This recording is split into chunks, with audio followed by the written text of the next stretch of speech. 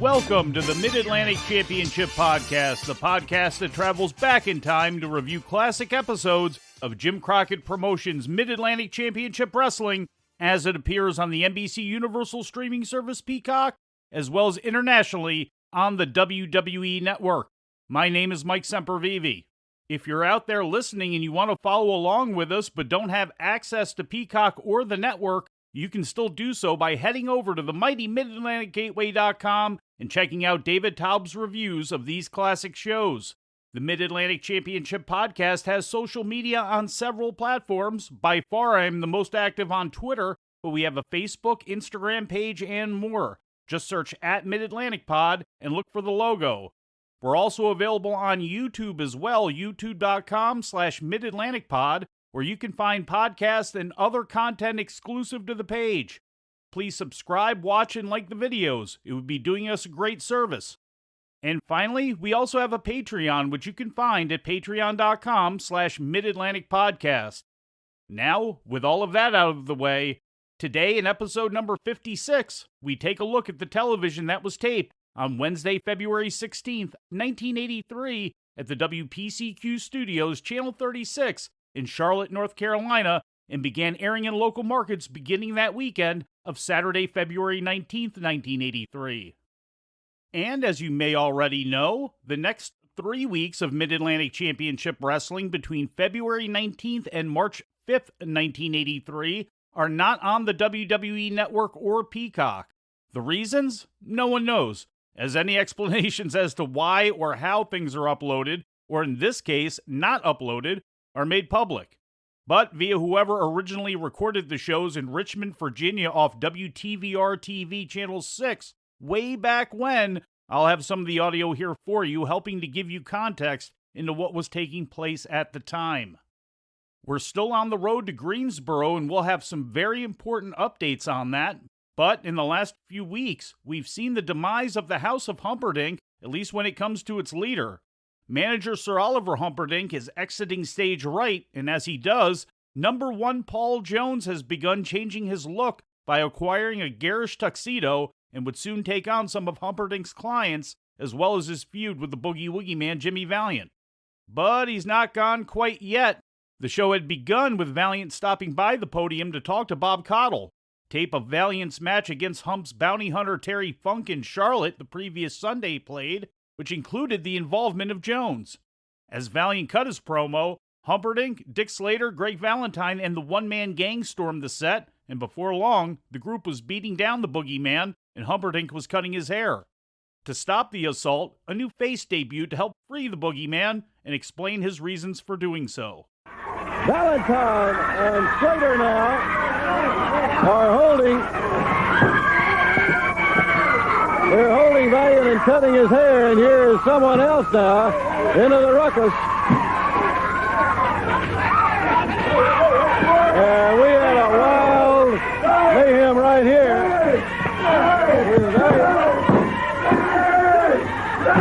He started cutting on the hair. You understand? I come down here to visit the Boogeyman. My street fella from New York City, you understand? Hell's Kitchen, baby. You understand? Hard times. Getting mean, getting mad. What do you think this is, brother? They want to know what war is. I'll tell you what war is. New York City. Life is a struggle, baby. We're going to get him. All right, Valiant in the ring now, hollering for his friend, and Valiant, who had his locks trimmed right there some.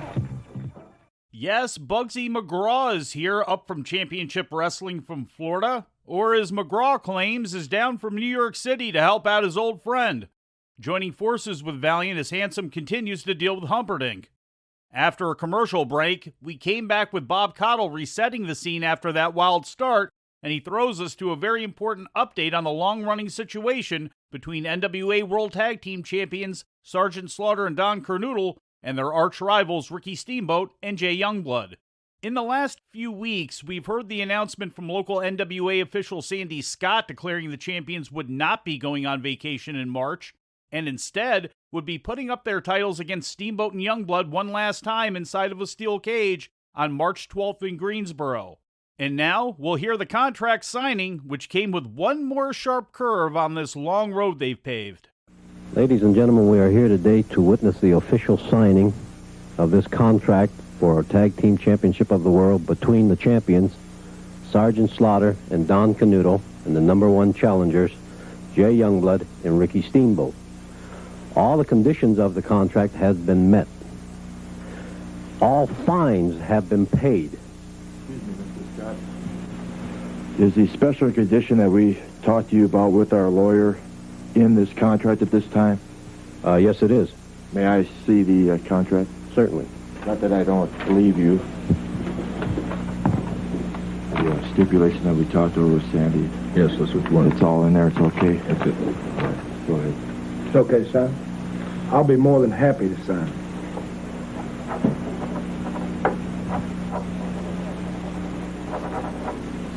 Thank you. You see this condition is shaking. Would you initial the condition, please? Or anything you'd like. Excuse me, Mr. Scott. What condition are they talking about? The condition is, Ricky and Jay, if you lose this match, you will not wrestle as a tag team combination again. You mean if we lose, we won't be able to wrestle again? As a combination. You mean if we lose this match, we won't be able to wrestle as a tag team combination together? That's the stipulation that they wanted. Could I have a minute to talk it over with Jay, please? Definitely. Take all the time you like. You got all day. This match will be held on March the 12th, Greensboro Coliseum. One fall. No time limit. The title will be up. A cage match and a special referee assigned by the NWA. What's the matter, Steamboat, Youngblood?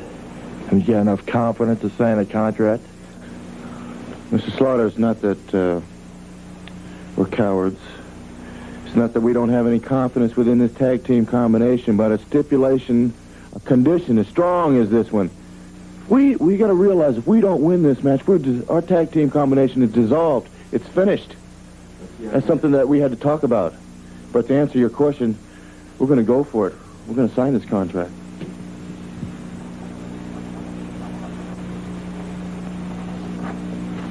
They never can wrestle as a team again if they don't defeat us, not only here, but all over the world.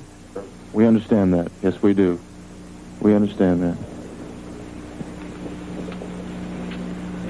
Thank you very much. I want to wish both teams the best of luck on Saturday, March the 12th in Greensboro Coliseum.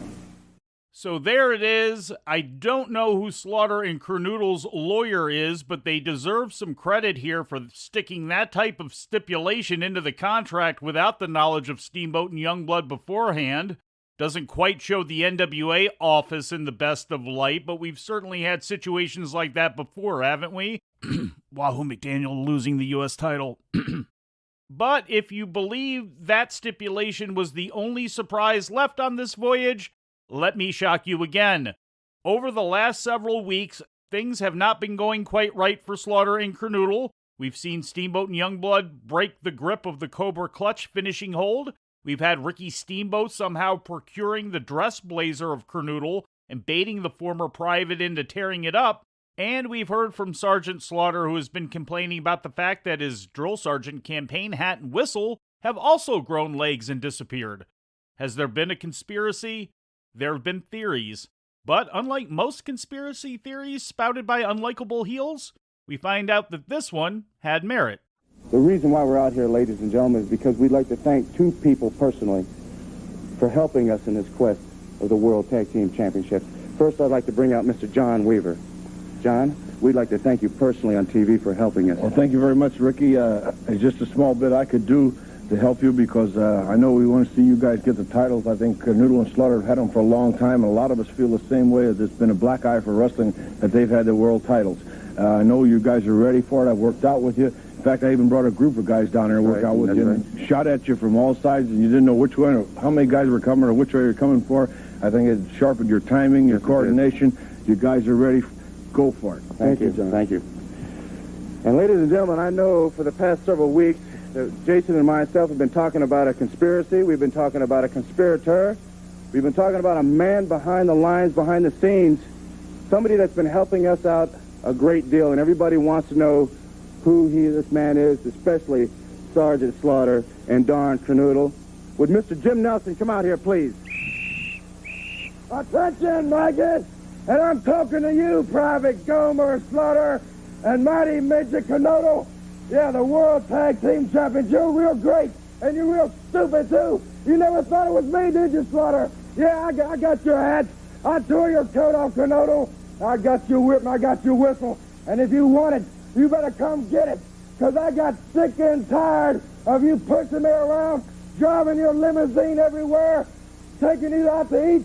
You eat steaks, and if I wanted something to eat, you stopped at a 7-Eleven. I got sick and tired of it, and I went to Ricky Steamboat and Jay Youngblood after you purposely put him out of wrestling, and I said, I want to get Sergeant Slaughter, and I'll do anything to get him. I'll show you the Cobra Clutch. I'll show you how to give the Slaughter cannon properly, and I'll show you how to break that Cobra hold, and that's exactly what I did. And they promised that they would help me get you, Sergeant Slaughter, get you in the ring, and give you the beating of your life you deserve. Nobody says that to me. I don't owe you nothing no more. And I'm going to get you, Slaughter, and these guys are going to get those World Tag Team belts, because I'm going to see to it. You're talking about somebody can do push-ups and can run. These guys can do it. No more for me, buddy. You know something, ladies and gentlemen? We just brought it all out in the open. We'll see you, Slaughter, Kernodle, March the 12th in Greensboro. You reap what you sow. As you heard, Private Jim Nelson was tired of being abused by his superior and being passed by as he watched his former Mid-Atlantic Tag Team Championship partner, Don Kernodle, get preferential treatment. Yep, Jim Nelson was the mole on the inside that's been helping to even the playing field for Steamboat and Youngblood. Man, for a show that hasn't had one match on it as of yet, we've had ourselves a full day already. If that doesn't get you to come out to buy tickets, I don't know what will.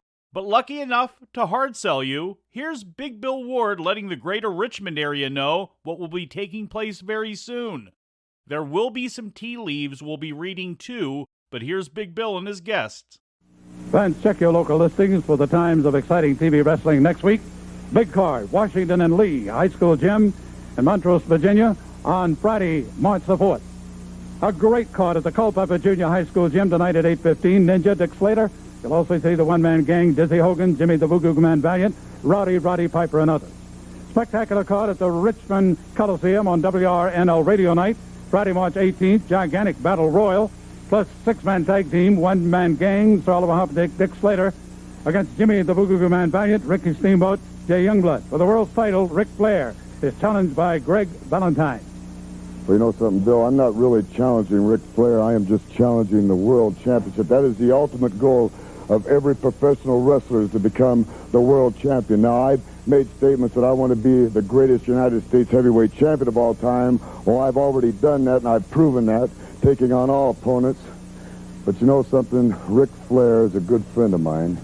I don't want to have to wrestle him, but he is the man that's on top of the mountain. He is the man that's got the gold around his waist. I've beaten Ric Flair in the past, but I've also been a very good friend of his in the past. And Flair, it comes down to the wire. That's exactly where the friendship is going to end. Money. That's all I want is money, and I want the world championship. Let's call in the world champion, Ric Flair. Well, it's very understandable that Valentine would like to be where I am. Every athlete in the world would like to say he's the best. I'm the world champion. That makes me the best. Friendship goes out the window, Valentine. We're going to be in Richmond. You want this. I own it. I'll see you in Richmond, Daddy. Let me remind you now, the supercard of wrestling at Colonial Heights Gym on Thursday, March 3rd, Red Dog Lane against Jerry Briscoe. TV title, Mike Rotundo taking on Jack Briscoe. And for the World Tag Team title, the champion, Sergeant Slaughter and Don Kernodle against Johnny Weaver and Private Nelson. You know, after what I just saw about Private Nelson, if you're coming to Colonial Heights March 3rd, go ahead and watch Red Dog Lane and Jerry Briscoe. It'll be a great match, a great scientific match for the TV title. Mike Rotundo and Jack Briscoe. But if you're coming to see a wrestling match, well, we step in the ring against Johnny Weaver and Private Nelson. Don't look for it. It's going to be a brawl. If you don't like blood, don't be there. There we heard from Big Bill Ward. Tonight, February 19th in Culpeper, Virginia, March 3rd in Colonial Heights, March 4th in Montrose, and a really big one coming up March 18th at the Coliseum in Richmond, as we heard from Greg Valentine, Ric Flair, Sergeant Slaughter, and Don Kernoodle. So, Valentine and Flair have been known as the Dream Team for most of their existence together inside Jim Crockett Promotions, going back to the mid-70s. But they've also been on opposite sides as well, including only 2 years prior when Valentine would help Gene Anderson's Army along with Roddy Piper break Flair's nose. But recently, things have been going well between the two. Valentine is the United States champion, Flair the World Heavyweight champion, and the pair had joined forces less than 2 months ago to smash Piper's face into the concrete, rubbing it all over the studio floor. Wonder how these two big egos will function together soon, but I digress. What was not noted here, because Richmond is 200 miles northeast of Greensboro, is that another Valentine-Flair match was also being booked for the Greensboro Coliseum on March 12th, title versus title. But back to this week, once the commercials ended, we would finally get our first match of the day, former NWA World Heavyweight Champion Jack Briscoe against Ken Timms. The calm of an actual wrestling match allowed Bob Caudle to finally run down what else we'd be seeing on today's program, which includes Mike Rotundo wrestling, as well as Dory Funk Jr. and Dick Slater teaming up. Briscoe made short work of Timms, submitting him in 2 minutes 54 seconds with the figure 4 leg lock.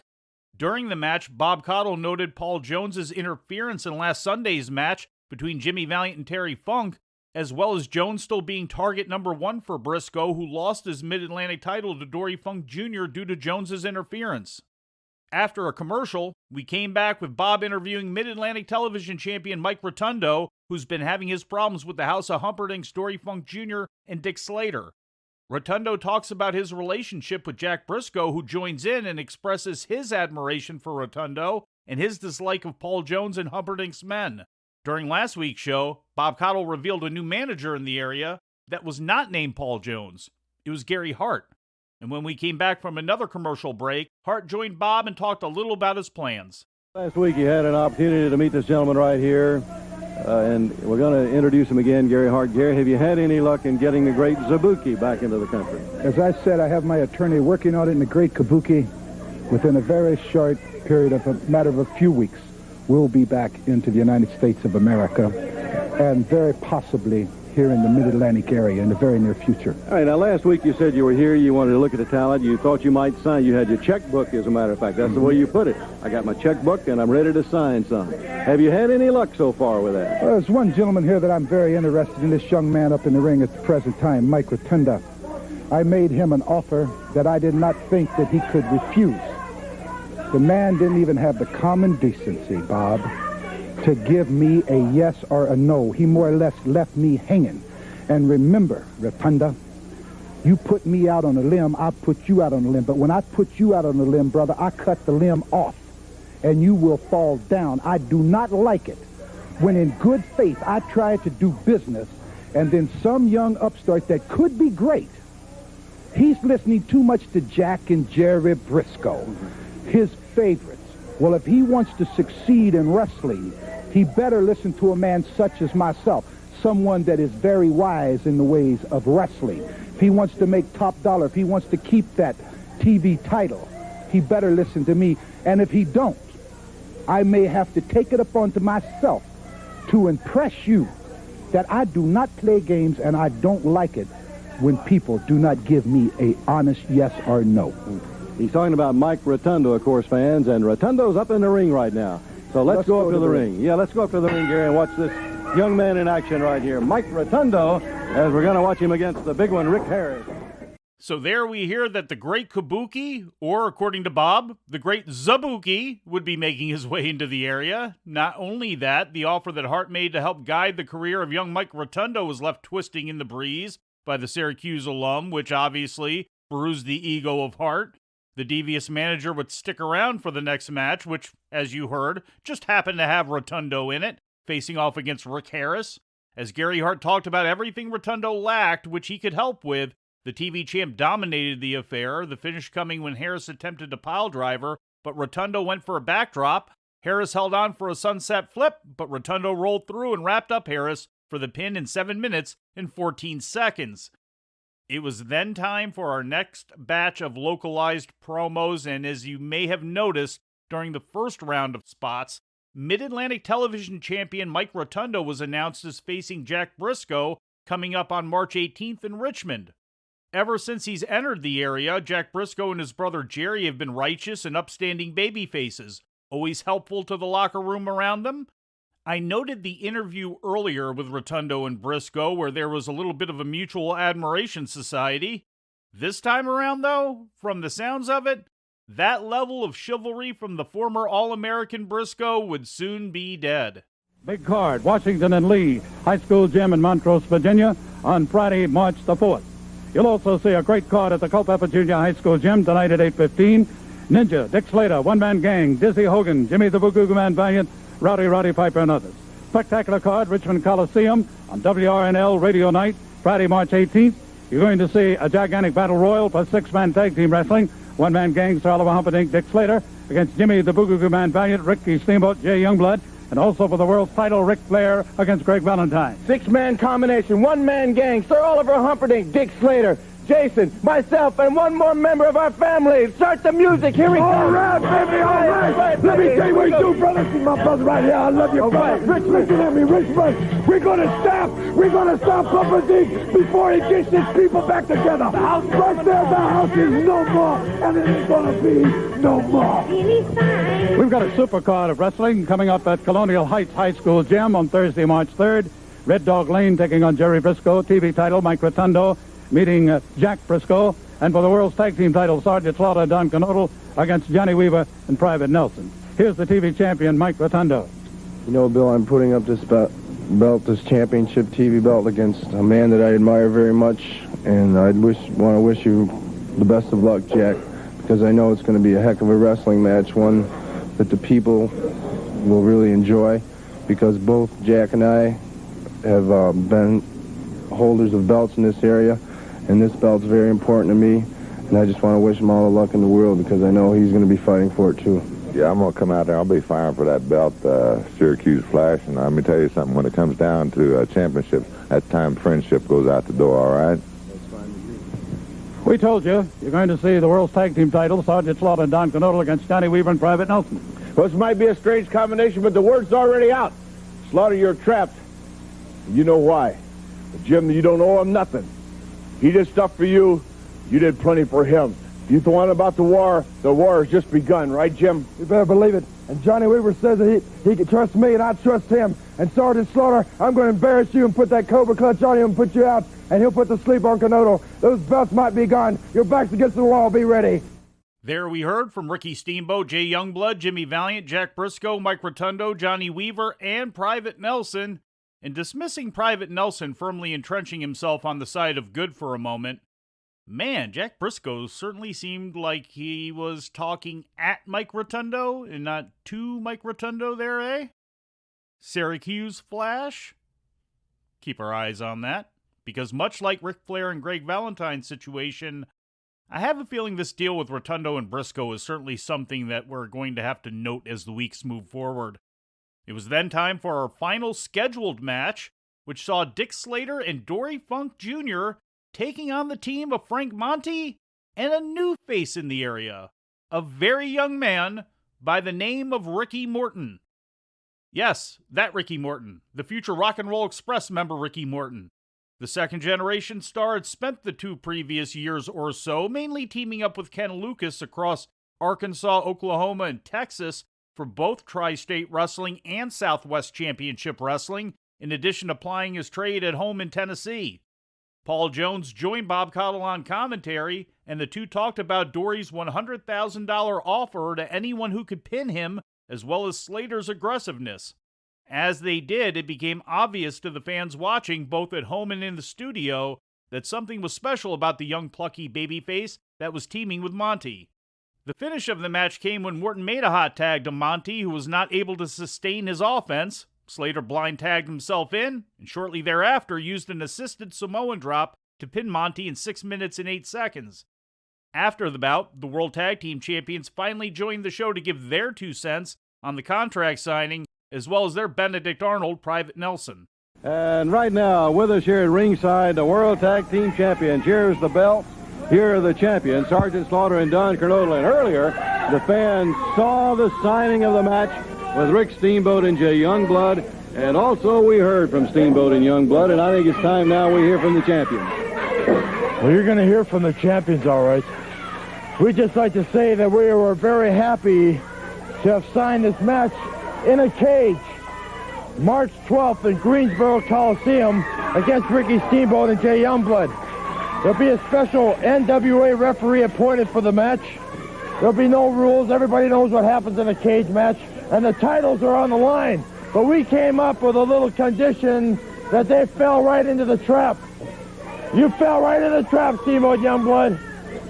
If they don't defeat us for the championships on March 12th in Greensboro, they'll never wrestle as a team, not only against us, but all over the world. And we plan on doing just that, getting them out of our hair. After that match, we won't have to worry about them anymore. You gotta beat them, though, Sergeant. So we're gonna beat them. Have to beat them. We're gonna beat them because we have a plan. We didn't go into this thing without a plan.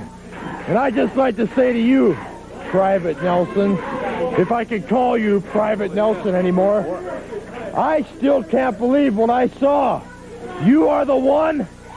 Nelson, I think you've been watching too many movies, too many TV shows. When I give you a leave of absence, that doesn't mean that you go AWOL. That doesn't mean that you go to movie theaters with your girlfriend. That doesn't mean you go get pokey bait and have popcorn and go to slop shoots. It means that you get down and do some push-ups and work hard and think about wrestling. My friend, you asked me to take you under your wing, to be your guidance, to make you a champion, which I did. I made you and Don Coronado one champion, the Mid-Atlantic champion. But now, I don't know what's happening. You think that's going to bother us? We have some upcoming matches with the Briscoes. We have them with all kinds of combinations. The Funk. It makes no difference to us who we're wrestling because we're on the march for March 12th in Greensboro. Nobody's going to stop us. Isn't that right, Don Coronado? That's right. Thanks to the quick thinking of Sergeant Slaughter and myself, we got Youngblood and Steamboat right where we want them. We're going to dissolve the team once and for all. And for you, Private Nelson, I always knew you was no good, and you're going to pay too. March the 12th in Greensboro, the beginning of the end for Steamboat Youngblood, and the World Tag Team Champion Slaughter Coronado will reign forever. That's right, Nelson. This age, the officer and the gentleman, it's more like Sergeant Carter and Gomer Pyle, and we know who's who. All right, fans, that's the story right there. The march to March 12th is on. Less than a month away. The final conflict, Slaughter and Coronado against Steamboat and Youngblood. So close, yet still so far away. You just heard from the champions there. The look on Bob's face when Slaughter says that Nelson was on leave playing pokey face and swapping juice with his girlfriend at the movies was something else, but that did not end the day on Mid-Atlantic Championship Wrestling. After the champions wrapped up, Paul Jones stepped back into the scene and referred to what you may have heard the fans chirping about in the background. Apparently, during the last match, Ricky Morton really got under the skin of Dory Funk Jr., so we ended up getting an impromptu match between the two. Here's how it went down. Paul Jones, right here. We got something going up there in the ring. What? Dory, a great man that Funk is. He wants to take on this one guy by himself. He wants to teach him a lesson, and he's going to do it in a few minutes. And I guarantee you one thing. You've had it, boy. This man, Dory Funk Jr., is going to cripple you. The best thing you can do is leave. Not only leave the building, leave the whole country. Here we are up there in the ring. Rick Morton, and Dory Funk Jr. And Rick says ring the bell, and they're going to wrestle up there. And there you heard the bell, and it was on. Dory came out aggressive, firing European uppercuts and tossing Morton to the floor. As Morton recovered, Jones was screaming at him, and we saw close-ups of the struggling Morton trying to recover, the type of scene that would become legendary only mere years later. Morton and Funk would go tit for tat, with Morton taking the champion's best and kicking out of everything, including suplexes and pile drivers. Finally, for a second time, A frustrated Funk would send Morton barreling to the floor, where Dick Slater would then get involved. Finish him off, Dory. Finish him off. This could be the pile driver. It is. Can he get up after the pile driver? Yes. Only 2 again. This young man right here showing you what he's made of. Dory let him up. He just wants to punish him. And again, here is Funk. Again, only a 2 count. That's it, Dory. As we're going to have to leave the air. And Paul, he throws him through the ropes and out of the ring, and there's... Unfortunately, we don't get to hear them brawl through the credits, but hey, you know, that's one of the things that comes with VHS tapes that happen to be 40 years old, you know? It was a different time then, kids, you know? You needed to save room, you had an automatic cut. There could have been plenty of reasons why, but bottom line is the match went 3.5 minutes before Slater's interference, which led to referee Tommy Young calling for the bell and the show going off the air. So that wraps up the main portion of the proceedings for today, but it's certainly not the end of our show. As always, after Mid-Atlantic Championship Wrestling, Worldwide Wrestling was taped next, and here's what viewers of that show would see. The one-man gang defeated Frank Monte, Jack Briscoe beat Bill White, Mike Rotundo went to a no contest with Johnny Weaver, and Dick Slater and Dory Funk Jr. topped Ron Rossi and Ricky Morton. And now let's take a look around the area and see what this upcoming week will bring. Let's take time for this commercial message about the Mid-Atlantic wrestling events coming up in your area. We begin one day after the television was taped on Thursday, February 17th in Lancaster, Virginia at the high school. We don't have any results, but we do have the top matches on the card. Sergeant Slaughter and Don Kernoodle against Jimmy Valiant and Mike Rotundo, Jack Briscoe against the one-man gang, and Jerry Briscoe against Private Nelson. The next night, February 18th at the Richmond Coliseum, Jack and Jerry Briscoe defeated Sergeant Slaughter and Don Kernoodle by disqualification. Dick Slater beat Roddy Piper, and Jimmy Valiant beat the one-man gang. Also on Friday the 18th, at County Hall in Charleston, South Carolina, Johnny Weaver and Tommy Gilbert beat Gene Anderson and Larry Lane. Dory Funk Jr. battled Sweet Brown Sugar to a no contest, and Ricky Steamboat and Jay Youngblood defeated Greg Valentine and Terry Funk. We don't have results for Saturday, February 19th in Newberry, South Carolina, but the card looked like this. Vinny Valentino faced off against Masafuchi, Greg Valentine faced Sweet Brown Sugar, and the Briscoes were set to take on Ricky Steamboat and Jay Youngblood. Also on Saturday, part of the crew was in Culpeper, Virginia at the high school gym. We don't even have a card for that one. But Sunday was a big day across the entire span of the territory and its spheres of influence. In the afternoon at the Greensboro Coliseum, Larry Lane beat Ricky Morton. Dizzy Hogan and Larry Lane defeated Ricky Harris and Bill White. Jack Briscoe defeated Paul Jones. Dick Slater defeated Jerry Briscoe. Jimmy Valiant beat the one-man gang in a New York street fight. Ricky Steamboat and Jay Youngblood defeated Ric Flair and Greg Valentine. And in the main event, Sergeant Slaughter and Don Kernoodle defeated Terry Funk and Dory Funk Jr. That night in Columbia, South Carolina at the Township Auditorium, a special Sunday night show was held. In the main event, Jack and Jerry Briscoe defeated Dory Funk Jr. and Larry Lane. Originally, the match was scheduled to be the Briscoes against the Funks, but as we'll hear in a moment, Terry was needed elsewhere. Also on the show, Dick Slater upended Mike Rotundo to win the Mid-Atlantic television title. The Boogie Woogie Man Jimmy Valiant defeated Sir Oliver Humperdink, and Greg Valentine fought to a double countout against Sweet Brown Sugar. Meanwhile, inside Toronto's Maple Leaf Gardens, some of the folks who worked earlier in Greensboro made their way to the show. Rudy Kay and Nick DiCarlo went to a 20-minute draw with Private Nelson and Tim Gerard. Johnny Weaver, who was booking the Crockett Promotions talent and TV for local promoter Frank Tunney, beat Bobby Bass. The Destroyer Dick Beyer defeated Terry Kay. Leo Burke fought Tony Parisi to a double countout. In a match sent from the WWF, Salvatore Bellomo upset Ray Stevens by disqualification. Jay Youngblood and Ricky Steamboat beat Sergeant Slaughter and Don Kernoodle in a boot camp match. And NWA World Heavyweight Champion Ric Flair defeated Terry Funk, who was substituting for Roddy Piper. On Monday, February 21st at Woodlawn Intermediate School in Hillsville, Virginia, Dizzy Hogan and Johnny Weaver defeated Gene Anderson and Larry Lane. Dory Funk Jr. defeated Sweet Brown Sugar, and Greg Valentine beat Mike Rotundo. Tuesday, February 22nd at the Southern Wayne High School in Mount Olive, North Carolina, Ricky Steamboat and Jay Youngblood defeated Dory Funk Jr. and Greg Valentine. Roddy Piper defeated Dick Slater, and Sweet Brown Sugar beat Private Nelson.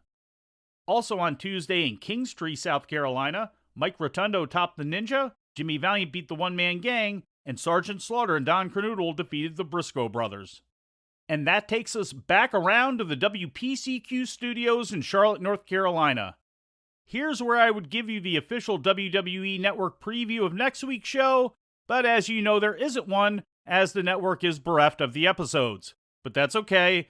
Through the magic of videotape that's been converted to DVD, I will be reviewing the February 26, 1983 edition of Mid-Atlantic Championship Wrestling, which is only 2 full weeks away from the final conflict in Greensboro. As I mentioned earlier on, I invite you to follow us across our many forms of social media, Instagram, Facebook, but especially on Twitter, where I am the most active and interactive. Just search @MidAtlanticPod. I would really appreciate you following the show on YouTube, youtube.com/MidAtlanticPod, and please consider supporting the show via Patreon. Just search patreon.com/MidAtlanticPodcast. I also invite you to support all of the programs and content here on the Arcadian Vanguard Podcast Network. We don't condescend, and we are dedicated to preserving and accurately archiving the history of professional wrestling. And I'm proud that this show, produced by me, can be a part of that. I'm Mike Sempervive. Take us home, Bob DeBartoleben and Uncle Bob Cottle. And we'll see you next week. And until then, so long for now. Mid-Atlantic Championship Wrestling has been furnished to this station for broadcast at this time by Jim Crockett Promotions in exchange for commercial consideration.